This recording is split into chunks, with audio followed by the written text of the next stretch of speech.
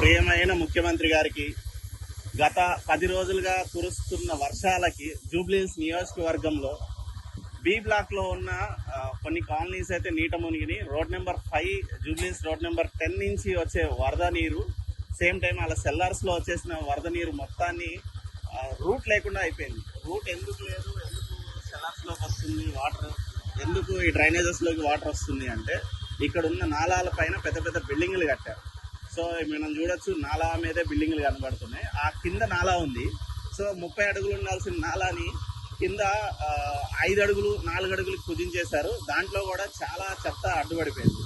So ఈ water flow complete గా down లోకి వెళ్ళిపోతుంది. కృష్ణానగర్, ఎల్ఎన్ నగర్, ఎల్లారెడ్డిగూడ వరకు.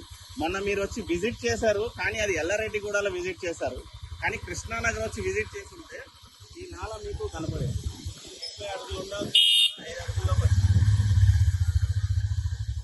సో 30 అడుగుల నాలా 5 అడుగులకి కుచించుకుపోయింది. అంటే ఇక్కడ గతంలో నాయకులు కావచ్చు, వీళ్ళకి ఫ్రీ హ్యాండ్స్ ఇచ్చేసి ఓపెన్ గా కన్స్ట్రక్షన్ చేసుకొని ఇచ్చారు. సో నాలాలు మూసేశారు.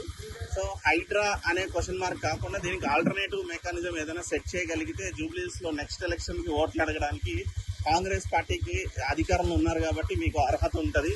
సో ఫస్ట్ ఈ వాటర్ సమస్యను తీర్చండి. వాటర్ ఫ్లోట్ వల్ల గత 15 రోజుల నుంచి ఫుల్ వాటరు, దోమలు, డ్రైనేజ్ వాటర్ రోడ్డు మీదే ఉంది.